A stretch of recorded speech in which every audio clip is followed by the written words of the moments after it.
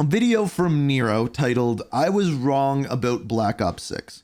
Now, I don't know what direction he's going with this. I doubt it's about skill-based matchmaking. I'm guessing since it came out yesterday, something to do with content, maybe zombies, maybe I don't know what, but let's find out.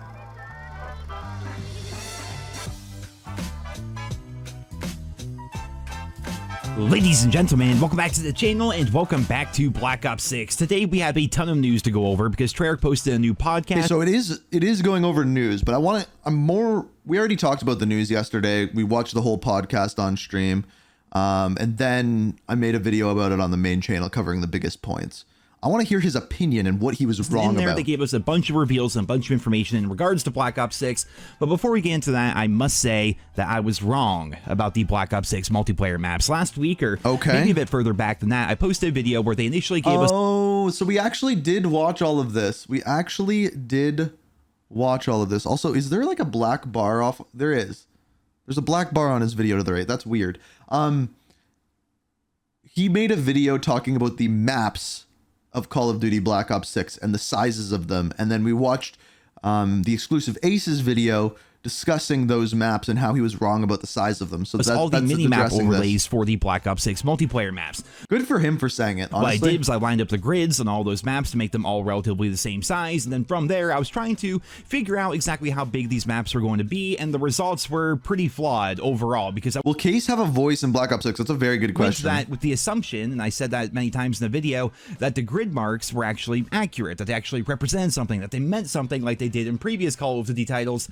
Well, it turns out that was wrong. Those grid marks had nothing to do with anything. They were there just to simply look tactical. And Exclusive Ace posted a video up where he went through and measured the maps themselves by using the meters that you have in the game when you spawn in, and it shows you how far away you are from an objective. And then from there, he was able to calculate the size of the various maps that we're going to have in Black Ops 6.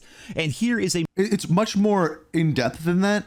He was able to figure out the size of a vehicle, match that vehicle to another map, and then measure it based off of that. Much more accurate Damn representation impressive, if you of ask the me. sizes of the Black Ops 6 multiplayer maps in comparison to Nuketown and Raid. Long story short, the maps are a bit larger overall than initially I anticipated, but they're still pretty small. What we can do here is we can take Ace's Nuketown and compare it to all the different sizes of the various maps, and Derelict, for example, basically Nuketown size. Skyline, basically Nuketown size. Payback, Babylon, both way smaller than Nuketown. You know, just here's Nuketown overlaid with these different maps.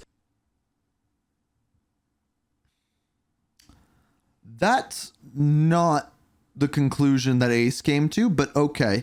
Babylon is smaller than Nuketown, and Payback is smaller than Nuketown. All of the other maps are bigger than Nuketown. Also, you've played Scud. You know how much bigger... Overall, the maps are going to be a bit bigger than I anticipated, but they are still pretty small in the grand scheme of things, and it will be interesting to see what it's going to be like when we have the full launch of Black Ops 6 and how those multiplayer maps are going to feel and what things are going to be like, because in general, the game is going to have pretty small maps and they're going to be very fast. When it comes to rocking numbers in Call of Duty videos, Ace is kind of the GOAT for that one. And speaking of that, today they revealed Nuketown, because it wouldn't be a Black Ops... So, I don't know, I don't think many people actually saw my video. This isn't what Nuketown's gonna look like. Like, they've straight up said they're not revealing the theme for Nuketown yet. So this is literally just like a remake of the original Nuketown that they put in higher quality graphics that they are using as... This is not, from what they said, this is not what Nuketown is going to look like. Game without Nuketown. It looks like they're going back to the original theme and the original vibe of the map itself, which I think is fine. Some people want them to reimagine the map in one way or another. Of course, we saw Nuketown 84, which I thought was pretty cool. The Black Ops 4 version, which was like a Russian Nuketown, was interesting. Nuketown 2025. We had Nuketown with a 3 back in Black Ops 3. There's always been a different version of Nuketown, whereas now they're just going back to the classic, the original feel. See, even Nero is saying here they're going back to the classic, the original feel. That's not what they said in the podcast. They showed that, and then they said, we are not revealing what the next Nuketown is going to be. They even like covered their mouth, and he's like, it's actually... And then they're like, oh, no way. Well, for me personally, I am A-okay with that. Some people dislike it. Feel free to let me know about that down there in the comments. But the big thing that I see a lot of people talking about is, isn't Nuketown already in the game? They already revealed Nuketown, essentially, right? It was called Warhead. Well, that's not quite Nuketown. So what they're doing here is Warhead is going to be a different Nuketown, as you can see. So they're making something called the Nukaverse. I'm coining that name. I don't know if they said that during the podcast. But the Nukaverse is basically Nuketown is in the world of Black Ops, and things happen with these Nuketown buildings that are made by the I think we're going to see more about this in the campaign, but the Advanced Technologies and Applications Division, who is overrunning Area 99, and Westward Moving Company is the one that moves these Nuketown buildings places, and they were going through the desert and the trucks tipped over, hence Warhead. Now, why is it called Warhead when the trucks fell over? The original Nuketown's there in the background. This Nuketown, which was made at Area 99, which is going to be the new Warzone map, was on its way to be set up in the desert, but it got hit by a test or something like that, and then the truck crashed off the side of the road, and all the components of a Nuketown ended up in the desert, and now they're all in different places, and of course the sand is taking over, and this is meant to be one of those 2v2 strike maps that can also be played in 6v6. So it's going to have a lot of the same set pieces as Nuketown, but it's not meant to be Nuketown. It's just kind of an interesting twist on Nuketown itself, while adding to the Nuketown lore of Area 99 and all the different testing sites that they had out there in the desert, which I honestly think is okay. But again, we're going to have some pretty small maps already in Black Ops 6. Now, Nuketown is going to be coming out on November 1st, exactly 7 days after the launch of the game. How many days are in October? That's a stupid question, I know. It's 31. So then we have 25th, 26th, 27th, 28th, 29th, 30th, 31st, 1st. I guess if you don't count the 25th, it's 7, but okay. Anyway, that's why I looked it up. So there's going to be 17 maps for us to play when it's all said and done before we even get up to Season 1. Now, on top of that, we got some more news about the Black Ops 6 multiplayer. There's a bunch of zombies news as well, which I think I'll be covering in a separate video, but when it comes to multiplayer, it was revealed via the official COD Pod, which is what they're calling their official Call of Duty podcast. You can find that over on their YouTube channel. In there, they revealed today that Black Ops 6 will not have weekly challenges similar to Modern Warfare 3. I think that's a big really L. unfortunate. Yeah. They did say that they're working on something really cool for seasonal challenges. Okay. So, I have a theory on this. I think seasonal challenges are going to unlock cutscenes. Hear me out. When they were talking about Savati Dumas, they said that we are going to see more from her in like the multiplayer and stuff.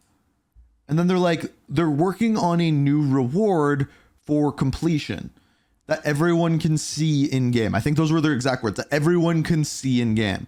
Now that sounds like a cutscene to me, and I think that would be really cool, but there needs to be like another reward, whether that be a character skin or something else. We don't know what that is as of right now. We just know that there is some sort of seasonal reward every single season, and weekly challenges with conversion kits don't seem to be coming back. The way that I think they should do it, if they end up implementing it, is weekly challenges with Mastercraft blueprints. That would be dope. Seasonal challenges will be a thing, but the weekly updates that we saw with Modern Warfare 3 are not going to be in Black Ops 6, which I think is them really missing the mark. One of the best things about Modern Warfare 3 would be the weekly updates, the weekly challenges, having those seasonal camos to grind for, while also seasonal camos getting aftermarket parts, which fundamentally change up how weapons work and thus change up the game by, in essence, adding a whole new weapon into the game. It's just another example, and it's so frustrating how when a Call of Duty game comes up with a great idea, for some reason, they don't just take that idea and say, you know what, that is such a good idea. Well, you got to think it's because before that idea was implemented, they were already working on the next game. Well, that was weird timing. Man of Stealth coming in, gifting a sub. Love to see it. Appreciate you, Man of Stealth. And then we've got Frost saying, "This may not sound good in voice text, but I have a hot take weird idea. What if they did another Fallout collaboration? Did a Nuka world map?" Oh, like build... I see what you're saying. Like build a Nuketown with Nuka-Cola. I personally wouldn't like that because I like the lore of Nuketown and Call of Duty, and doing that with intertwining it with Fallout I think would mess it up, but going to be in every COD moving forward. Instead, they just scrap it, essentially, because every single COD title is something that's being worked on for years in advance, and while Sledgehammer Games may have been working on aftermarket parts and weekly updates and things like that before, none of the other studios apparently caught wind of that or thought it was a good enough idea to start implementing it for their game. Sledgehammer Games absolutely killed it when it came to the aftermarket parts and the weekly updates. That is something that should be in every single Call of Duty title, but apparently that was never in the works for Black Ops 6 for one reason or another. And who knows, it might be another 2 or 3 years years before we get a proper be. Call of Duty title that returns to that kind of a system, which is so ridiculously frustrating. That's another thing about the COD. That's just the way Call of Duty works. Not all the games are going to be the same, and I think that's okay. What if, I'm not saying this is going to happen, but what if Treyarch comes in and they have this like new seasonal challenge system intertwined with the prestige system that is absolutely unreal? If the next year they don't implement that system, but they implement the weekly challenge system, are you going to be pissed?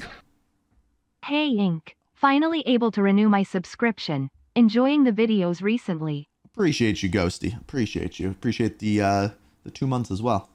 Cycle that I'm just not a fan of whatsoever. Just with them always releasing a game every year, and every year it's made by a different developer, and these games are made years in advance. They always say 4 years, you know, for Black Ops 6. Because of that, when somebody comes up with a really good idea, it doesn't get implemented into the next game. And they're trying to make every single COD title feel more connected. You know, it's all Call of Duty HQ. When you went from Modern Warfare 2 to Modern Warfare 3, you were able to carry forward your weapons and your camos and your operators and all that. They're trying to make everything feel connected, while at the same time, everything feels so separated. And I think there is something to be said about Black Ops 6 being Jesus, a completely dudes, fresh Man of start. Stealth, thank We you for do the know that your gifted. weapon XP tokens and your double XP tokens, for example, from Modern Warfare 3 will not be carrying forward into Black Ops 6. They're making the game feel completely fresh, completely unique. It's its own standalone thing. That's fine. But there are certain aspects of the Call of Duty franchise that should be. I mean, I get what he's saying. I also just don't necessarily agree with it fully. I agree with parts of it, like good things need to carry over. I agree with that. That's why we have camos in the way that we do. They keep getting improvised on and added to. And maybe, yeah, maybe whatever seasonal path or challenges that they add to Black Ops 6, maybe they suck. Maybe they suck. But at the same time, you got to try things. And maybe 2 seasons in, they implement the weekly challenges. Maybe. Gifted subs have a discount off. Is there a gifted subs discounted right now or something? I don't know how it works. Part of every single game. Something like Prestige mode should be in every single All I know game. is Something Man like of Stealth 100% in the Dark Matter grind. That Legend should be in every over there. single game.